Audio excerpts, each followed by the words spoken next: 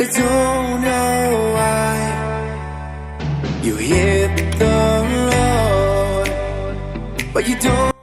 Hello and welcome everyone to Variety Stick, and we back again for another video. In today's video, as you guys can see, and finally Metro by T-Mobile decided to throw another stylus phone, but this time around coming from Motorola. This is the Moto G Stylo unboxing and first impression. So without any further ado, let's find out. Don't hesitate to call me back. Now, if I look into the spec sheet, this phone seemed to me very promising, and there's a lot of things we're going to talk about. So stay tuned, and we're going to do the unboxing.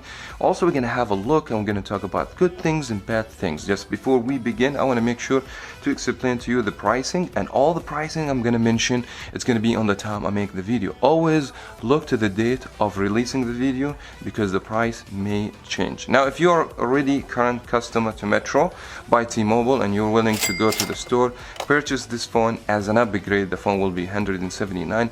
If you are qualified for upgrade, price means you have the last phone you purchased 6 months or more. Now, if not, you have to pay $299, which is the full retail price. Now, if you're brand new customers, you want to be a new customer to Metro by T-Mobile, the phone will cost you $179 as well. Now, if you want to get the phone for free, this is what I highly recommend, to bring a number from a different company and switch to Metro by T-Mobile, and the Moto G Stylo will be absolutely free. Now, also one of the things that this phone is not packaged by the typical Metro by T-Mobile branding over here. Yes, you will see Metro by T-Mobile. You see Motorola brand, actually the name, and black. It looks actually a nice package over here. It's something I really like about this phone. Now we're gonna do the unboxing, and we're gonna mention all the specs while we do the unboxing. Let's go ahead and do that. And by the way, this phone has a massive size screen. You're talking about 6.4 inches, and it's full high definition max vision. From the previous Moto G7 Power, actually the max vision display is actually very good. It's IPS, not the OLED, but for me it's a good screen. This is the phone. As I say, the phone has the 19:9 ratio, so the phone has a very thin bezel and good grip in the hands. You will have a big phone, but at the same time the phone is not going to be crazy huge. So we're going to set the phone on the side, and then we're going to see what comes over here. Just the manual, I believe. Yes, this is just the instruction and the manual and things like that. If you buy like the international version, I would assume maybe you will get like a phone case or something, but not. This is not the case with Metro by T-Mobile. And then you get the C-type to charge the phone. And by the way, the battery in this phone will be 4,000 milliamps. And it seems to me like Motorola, they always do a good job, especially with the battery. The phone also supports turbo charging, 10 watt of charging.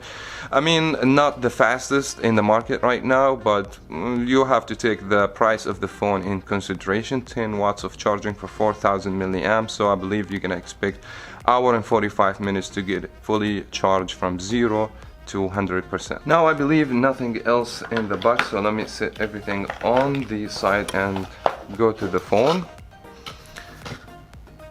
First thing we're gonna do, just take actually the plastic of the phone, and as you guys can see, this phone has basically a quad camera on the back of the phone. And the phone, by the way, has a plastic back. It's not glass, but it looks absolutely amazing. I like the contrast on the color, as you guys can see.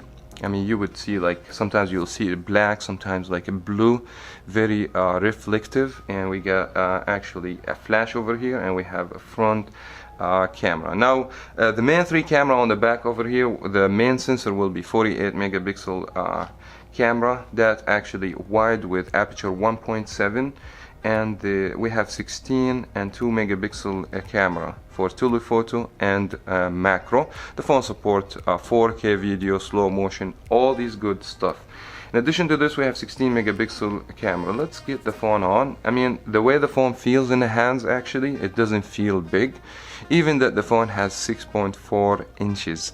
In my opinion, the size screen is huge, but the phone at the same time doesn't look big at all in the hands. The frame of the phone, by the way, is metal, actually, 6000 series.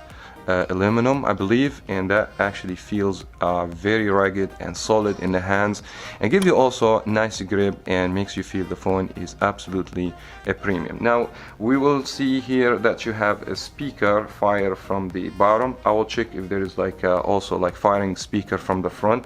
I'll check that one later for you. We have the headphone jack. We have over here the stylus. Let's have a look on the stylus. And the stylus actually is very heavy. It seems to me this is actually actual metal over here. The stylus on the LG Stylo, it doesn't weigh that much actually, and I feel that the stylus over here actually feels better. I will still need to check the LG Stylo 6 and I will let you know. So we got fingerprint on the back, and then we have the volume keys control the power key, and the power key is distinguished with actually texture that make the feels actually good, and you will be easily distinguish this key among of other actually keys, which is the volume up and down, since they're all on the same side over here. The phone looks good in the hands, and I'm very excited to check the camera, check also the performance. But as you know, guys, I'll need to spend more time with the phone, and then we're gonna come back to you. Now, after spending some time with the phone, I find out this very interesting device. And let me also correct one of the information I mentioned, that's quad camera. It's not quad camera. This actually looks like a camera, but it's not camera. So the phone has a triple camera on the back, same as I mentioned, 48, 16 and 2 megapixel camera. We will come up to the camera later on in the video. I just want to correct that information. I mean, the build construction, actually it feels good, solid in the hands. As I said, this is a plastic, so you make sure always to get a phone case, because the plastic is easy to get scratch. And I like also the fact that the phone has curve on the back, which helps in the grip of the phone. Now from the front, I like the fact that this phone didn't have the notch anymore. It looks like more infinity display. You still have very thin bezel, and as I said, the screen to body ratio is 84%. This is good percentage in my opinion. The ratio of the screen is 19:9. Now Motorola, they relocate the camera on the front to be on the left, as you guys can see, and also you will see that you have a speaker to the top of the phone, and this is actual firing speaker from the front, and you have one in the bottom, and all supported with Dolby audio to give you the best clear sound and high volume sound. I really like actually the sound quality in this phone.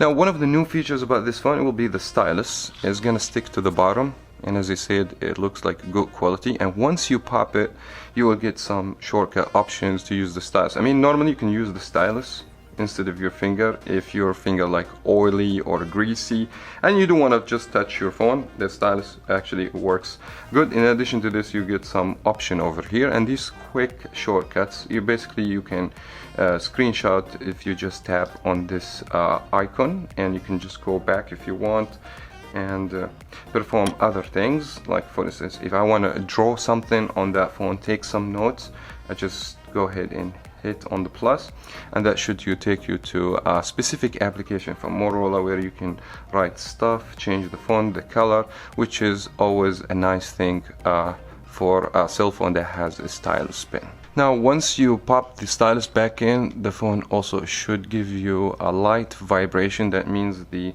stylus is already stuck in and it's not gonna fall out, which is something really nice in my opinion. A few little touches on the phone, it makes the phone absolutely amazing. Now, the phone came with the latest operating system, which is Android 10, and the way the gesture control looks is different in the Android 10. Now, if you want to just go to the main menu, for instance, and you don't see these actual back key, home key, recent key like before, but if you want to go back to the home, you have to swipe from the bottom, and you will see a line over here. Once you swipe, that should take you to the home screen. Now, if you swipe in the home screen, that should also take you to the recent application you open, and then you can just close them down. If you do that again, that should also take you back to the home screen. Now, if you just want to go one step back, you have just to go from the right to the left, and that should take you actually back. I like the way that the new gesture control on the cell phone, but if you don't like it, you can actually adjust it. You will see a certain option, and there's like a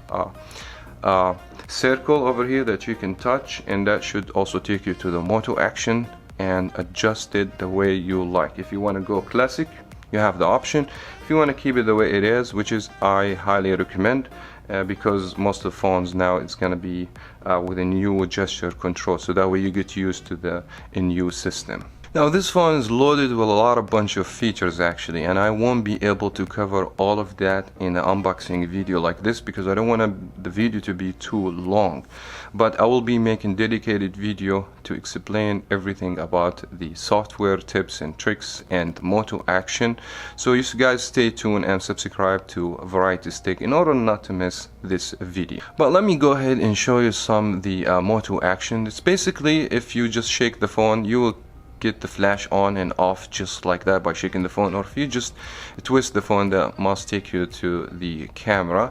And also you can get more of the actions if you just go to the Moto action, where you can adjust a lot of features in the phone. As I said, I'll make a separate video for all of that, so don't worry, we'll do a full coverage on this smartphone.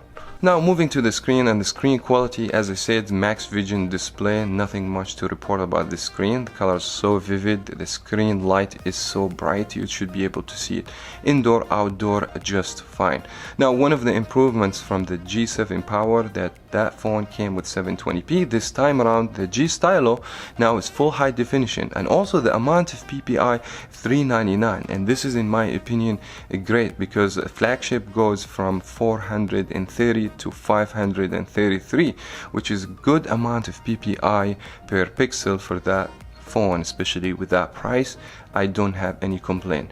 I would prefer AMOLED screen over LCD, but for that price I don't have so much complaint. Now the size of the battery will be 4000 mAh sealed on the back of the phone, and that's quite decent in my opinion. That could last you 2 days in a row if you use your phone very heavily. If you use it more lightly, that phone could last you more than 2 days.